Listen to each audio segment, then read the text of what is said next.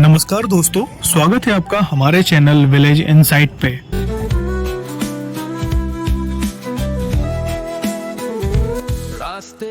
जैसा कि आपको पता है कि अभी हम लोग हैं मध्य प्रदेश के विदिशा जिले के ग्यारसपुर कस्बे में, और ग्यारसपुर की जो दूरी है वो विदिशा जिले से लगभग 40 किलोमीटर की है। और अगर आप भोपाल से यहाँ तक आना चाहते हैं तो ये दूरी आपको लगभग 130 किलोमीटर की पड़ने वाली है। से मिलती है सफर शहर से गांव की ओर चलते हैं हम। अपनी पिछली वीडियो में हमने इस माला देवी टेम्पल को विजिट किया था और इसके इतिहास के बारे में भी जाना था।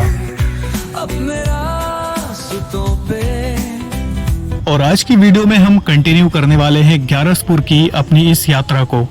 और आज की ये वीडियो थोड़ी लंबी होने वाली है क्योंकि हम इस वीडियो में कवर करने वाले हैं लगभग 4 से 5 लोकेशंस को, जो कि ग्यारसपुर के अंदर में बहुत ही ऐतिहासिक महत्व रखती है।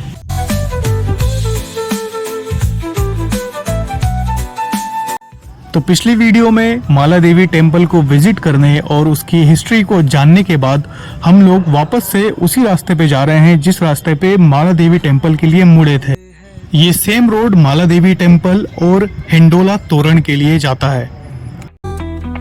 जिंदगी का सफर है। ग्यारसपुर के महत्वपूर्ण ऐतिहासिक स्थलों में हिंडोला तोरण भी एक महत्वपूर्ण स्थान रखता है।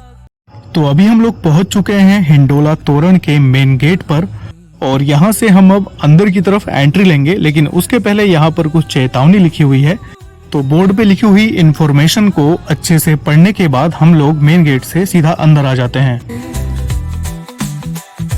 गांव की खैर यहाँ पर लिखी हुई इन्फॉर्मेशन में बताया गया है कि ये स्थान आर्कियोलॉजिकल सर्वे ऑफ इंडिया के अंडर में आता है, और अगर आप यहाँ पर किसी भी तरह का डिस्ट्रक्शन या फिर इस प्लेस को डिस्ट्रॉय करने की कोशिश करते हैं तो आपके ऊपर लगभग 5,000 रुपए का जुर्माना लगाया जा सकता है। रास्तों का सफर है, मन का सुकून ढूंढते हैं हम। इस जगह पे आपको हिंडोला तोरण के बारे में कुछ जानकारियां जानने को मिलती है, जो कि यहाँ पर लिखी गई हैं।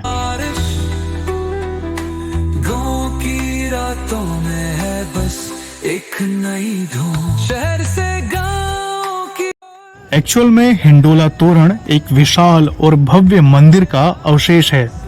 ऐसा बताया जाता है कि उस विशाल मंदिर का सिर्फ ये प्रवेश द्वार ही बचा है, जिसे आप और हम अभी देख रहे हैं, जो कि अपनी क्षतिग्रस्त अवस्था में आज भी यहाँ पर स्थित है, जिसके अवशेष आपको यहाँ चारों तरफ देखने को मिल जाते हैं।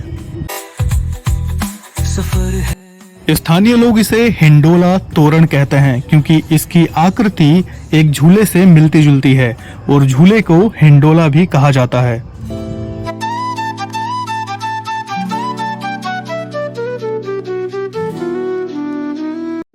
तोरण 2 क्षैतिज बीम और 2 आयताकार स्तंभों से मिलकर बना हुआ है।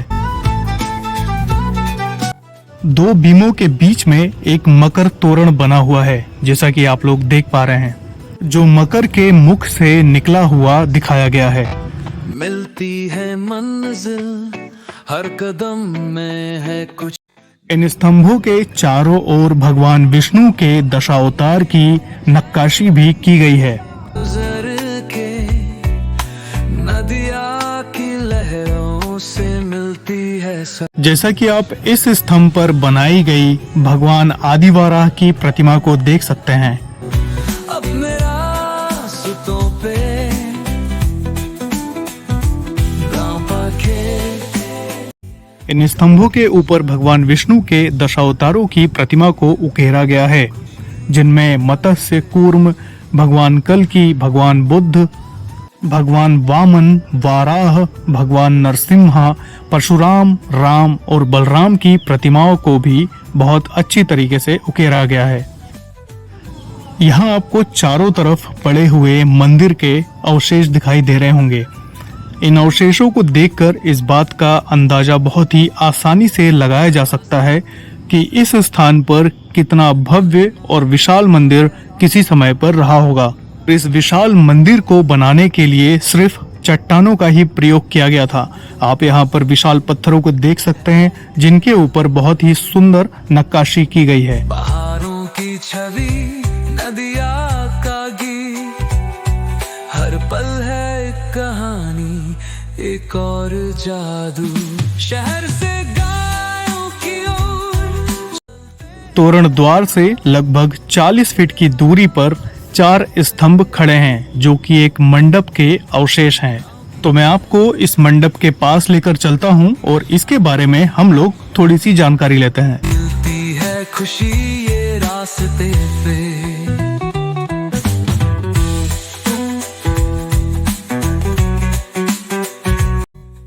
अभी हम लोग मंडप के पास में आ चुके हैं और मंडप के जो स्तंभ हैं उनके ऊपर बहुत ही सुंदर नक्काशी की गई है। इस क्षेत्र में की गई खुदाई में जो प्रतिमाएं प्राप्त हुई हैं उनसे यह अनुमान लगाया जाता है कि ये पूरा मंदिर भगवान विष्णु को समर्पित था और इस मंडप के अंदर भी भगवान विष्णु की ही कोई ना कोई प्रतिमा स्थापित रही होगी। रातों में है बस एक नई धूम, शहर से गांव की ओर चलते हैं हम। आप इन स्तंभों को देख सकते हैं। इन स्तंभों के ऊपर कितनी सुंदर प्रतिमाएं बनाई गई हैं जो कि हजारों साल बाद भी बहुत ही सुंदर दिखाई देती हैं, जिन्हें आप क्लियरली पहचान सकते हैं कि ये प्रतिमा किस देवी देवता या भगवान को समर्पित है।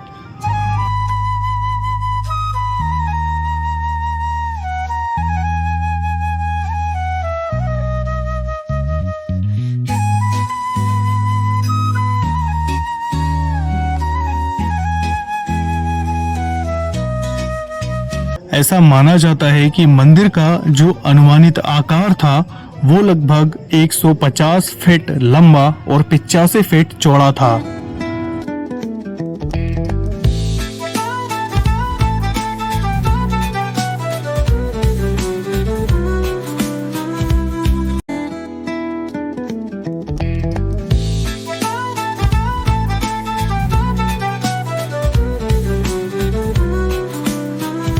हिंडोला तोरण को विजिट करने के बाद हम लोग निकल जाते हैं 8 खंबा मंदिर के लिए।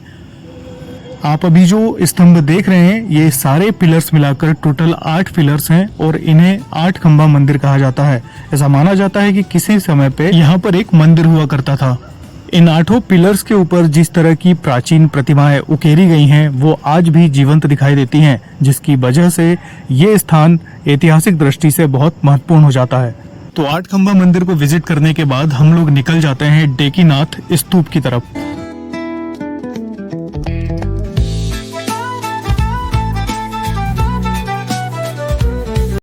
डेकीनाथ जी का स्तूप हिंडोला तोरण से लगभग 1 किलोमीटर की दूरी पर स्थित है। आपको इस वीडियो में दिखाई दे रहा होगा डेकीनाथ स्तूप पहाड़ी की ढलान में बना हुआ है।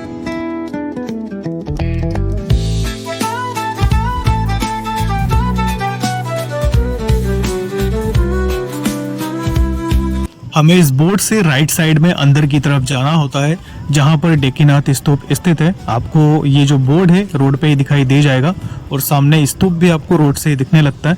तो अभी हम लोग इन सीढ़ियों के माध्यम से ऊपर चलते हैं और आपको पास से दिखाते हैं डेकीनाथ स्तूप।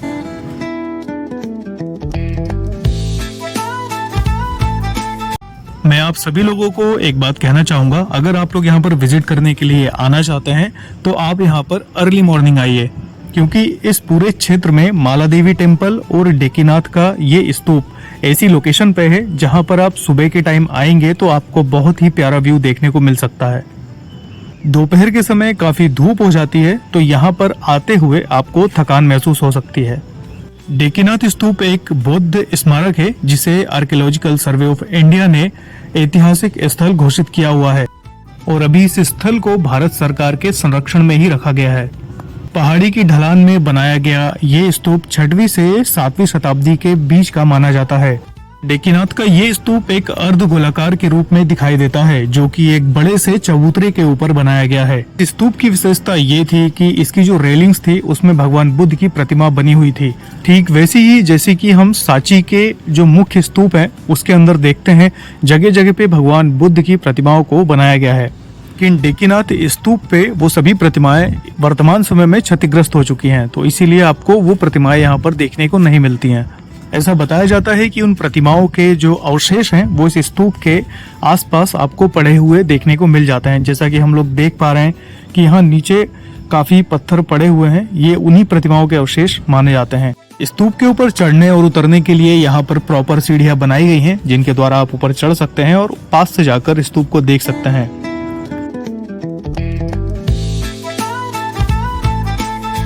स्तूप अंदर से कुछ इस तरह का दिखाई देता है, जो कि पूरा पत्थरों से भरा हुआ है। इसके अलावा मैं आपको आगे ले चलकर दिखाता हूँ चारों तरफ से स्तूप कैसा दिखाई दे रहा है।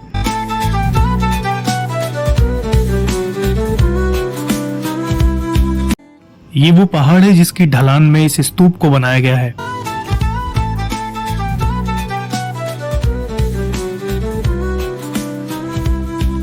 इस स्तूप को पहाड़ी की ढलान में बनाया गया है, तब भी इसकी जो हाइट है वो काफी ज्यादा है। जैसा कि आप लोग यहाँ से सामने की तरफ देख पाएंगे, यहाँ से जो व्यू दिखाई देता है वो बहुत ही प्यारा व्यू नजर आता है।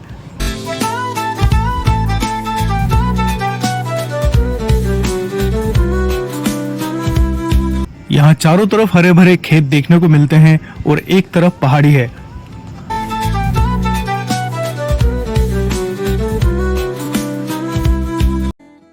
डेकीनाथ स्तूप को विजिट करने के बाद हम लोग अपनी अगली डेस्टिनेशन के लिए निकलते हैं, जो कि है वज्र मठ। इतिहासकारों के अनुसार इस मंदिर का निर्माण 10वीं शताब्दी में हुआ था। तो चलिए आपको अंदर लेके चलते हैं और इस प्राचीन मंदिर के बारे में कुछ जानकारियां बताते हैं।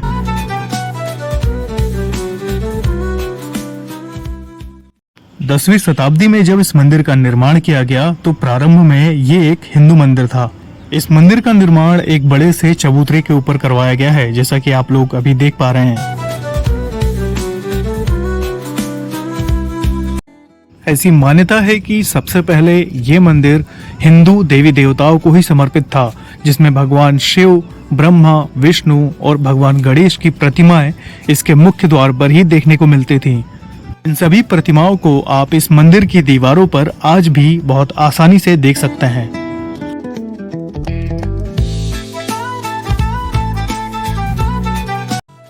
लेकिन वर्तमान समय में आपको इस मंदिर के अंदर जो प्रतिमाएं देखने को मिलती हैं, उनमें जैन धर्म की प्रतिमाएं प्रमुख रूप से पाई जाती हैं। हालांकि हम अंदर जाके इन प्रतिमाओं को नहीं देख सकते, लेकिन मैं आपको बाहर से ही कोशिश करता हूं इन प्रतिमाओं को दिखाने की। इस मंदिर में आपको जैन तीर्थंकरों की प्रतिमाएं प्रमुख रूप से देखने को मिलती हैं।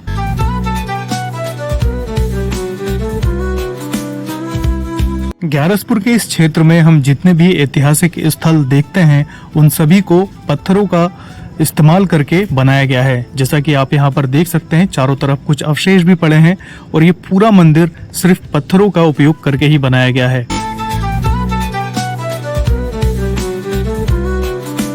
ऐसी मान्यता है कि इस मंदिर का समय समय पर जीर्णोद्धार होता रहा है। इस मंदिर का निर्माण पंचरथ शैली में किया गया है। मंदिर की दीवारों पर प्रमुख रूप से सूर्य, यम, चामुंडा माता, भगवान शिव और नटराज की प्रतिमाएं देखने को मिलती हैं।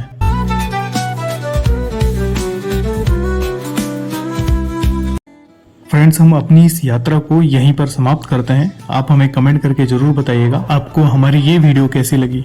तो हम आपको मिलते हैं इसी तरह की एक और नई वीडियो में। तब तक के लिए जय सिया राम।